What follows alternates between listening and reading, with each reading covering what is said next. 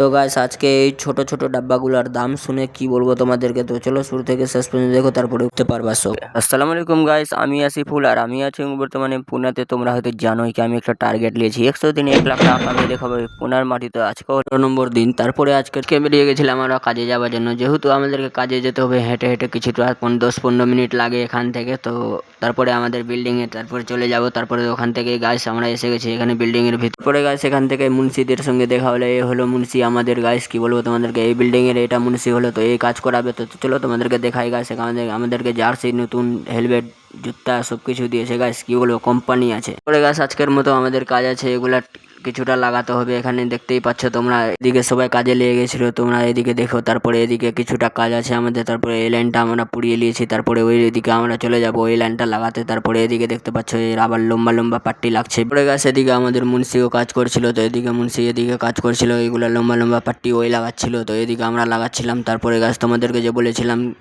এর শুরুতে কি টিনেসের ব্যাপারে কথা বলছিলাম, তো টিনেস গাইস এটার দাম এখানে 17,000 টাকা। গাইস কি বলবো, আমাদের ডিস্ট্রিক্টে পাওয়া যায় কিনা একটু কমেন্ট করে বলবে। কি বলবো গাইস, একটা ডিব্বা আজকে আমাদের কাজ করতে না করতে আমাদের এই ডিব্বাটা পুরো খালি হয়ে গেছিলো। গাইস কি বলবো, তারপরে আমাদের এই কাজটা আজকের মতো হয়ে গেছে। তারপরে নেক্সট কালকে ব্লগ আসবে, তারপরে তোমাদের কালকের ব্লগে সব ফুল হিস্টোরি বলে দিব, সব কিছু কি আছে এখানে আর কোন বিল্ডিং আমরা কাজ করি না করি সব কিছু বলে দিব। আজকের জন্য এইটুকুই। যদি আমার প্রতিদিন ভিডিও দেখতে চাও তো পেজটা ফলো করে পাশে থাকবে।